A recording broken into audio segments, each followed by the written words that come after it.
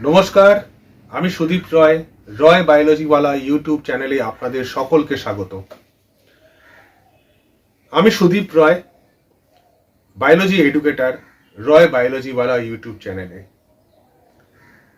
আমি এখানে বায়োলজি সাবজেক্টটা পড়াবো ফ্রম ক্লাস 9 থেকে 12 অবধি, এবং তাদের সঙ্গে যারা বিভিন্ন কম্পিটিটিভ পরীক্ষায় বসতে চায় তারাও বায়োলজি পোর্শনটা এই চ্যানেলে খুব ভালোভাবে পড়তে পারবে।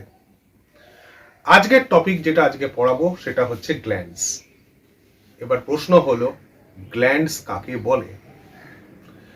গ্ল্যান্ডস হচ্ছে শরীরের মধ্যে কিছু ব্যাগের মতন স্ট্রাকচার থাকে, তাদেরকে আমরা গ্ল্যান্ডস বলি। এই গ্ল্যান্ডসের মধ্যে বেসিক্যালি কি থাকে? এই গ্ল্যান্ডসের মধ্যে থাকে হয় এনজাইমস বা হরমোনস। তিন রকমের আমাদের গ্ল্যান্ডস হয়। কি কি গ্ল্যান্ডস হয়?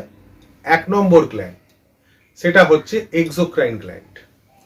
এই এক্সোক্রাইন গ্ল্যান্ড হচ্ছে সেই গ্ল্যান্ড যাদের মধ্যে কেবলমাত্র এনজাইমস থাকে। নেক্সট ক্যাটাগরি অফ গ্ল্যান্ড হচ্ছে এন্ডোক্রাইন গ্ল্যান্ডস। এই গ্ল্যান্ডের মধ্যে কেবলমাত্র হরমোনস থাকে। আরেকটা গ্ল্যান্ড, থার্ড ক্যাটাগরি, সেটাকে আমরা বলি মিক্সড গ্ল্যান্ড। এই নামটা কি? মিক্সড। মিক্সড মানে কি? দুটো জিনিসই থাকবে, এনজাইমও থাকবে এবং হরমোনসও থাকবে। তাহলে সেই সমস্ত গ্ল্যান্ডস যাদের ভেতরে এনজাইম এবং হরমোনস দুটোই থাকে, সেই গ্ল্যান্ডগুলোকে আমরা বলি মিক্সড গ্ল্যান্ড অথবা ডুয়াল গ্ল্যান্ড। আরেকটু ডিটেলসে যাই অল্প করে। এক্সোক্রাইন গ্ল্যান্ডস, তাহলে নামটা কি? অনেক স্টুডেন্টরা ভুল করে। এক্সোক্রাইন এক্সোক্রাইন এক্সোক্রাইন মানে হচ্ছে বলে যে তারা এক্সোক্রাইন গ্ল্যান্ডটা নাকি শরীরের বাইরে হয়। এটা কি সত্যি? একদমই সত্যি না। এক্সোক্রাইন গ্ল্যান্ডের মধ্যে তাহলে ফার্স্ট পয়েন্টটা কি? এনজাইম থাকে। এবং সেকেন্ড হচ্ছে কি? এটাকে ডাক্ট গ্ল্যান্ডস বলা হয়, এক্সোক্রাইন গ্ল্যান্ডসকে।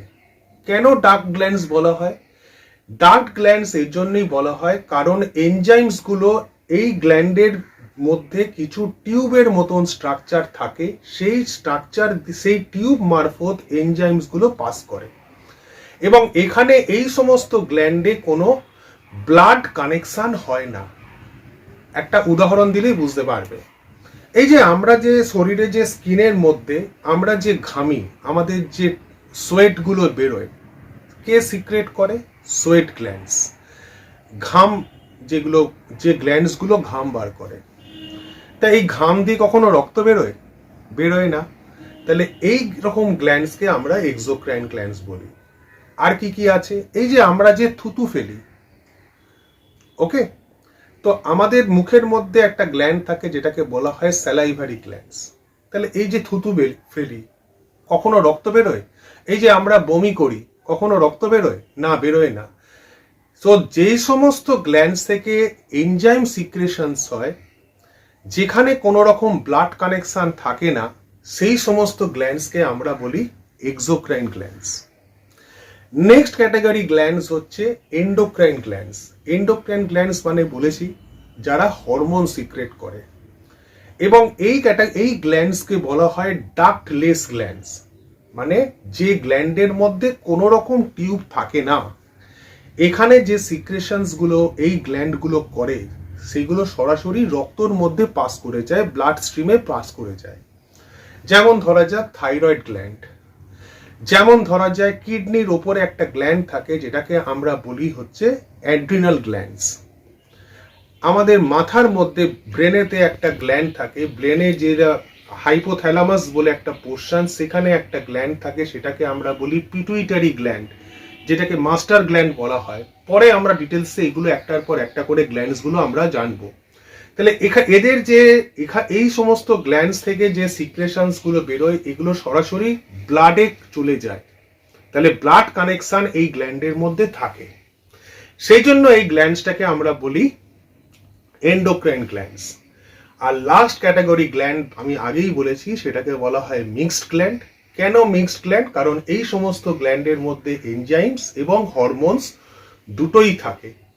একটা এক্সাম্পল হচ্ছে প্যানক্রিয়াস। প্যানক্রিয়াস কি করে? ওর মধ্যে একটা ডাক্ট আছে, একটা এক্সোক্রাইন পার্ট আছে, যেটা ডাইজেস্টিভ জুস বা প্যানক্রিয়াটিক জুস সিক্রেট করে। আবার এই প্যানক্রিয়াসের মধ্যে আরেকটা গ্ল্যান্ড আছে যেটা endocrine in nature, endocrine gland, যারা ইনসুলিন হরমোনটা সিক্রেট করে। তো এই হলো ওভারঅল গ্ল্যান্ড সম্বন্ধে একটা ছোট রকম ভাবে একটা ছোট্ট করে একটা জাস্ট ডেসক্রিপশন দিলাম। আমার পরবর্তী ভিডিওগুলোতে আমি একটা করে গ্ল্যান্ডস যেগুলো আছে সেগুলো ডিটেলসে আমি ডিসকাশন করব।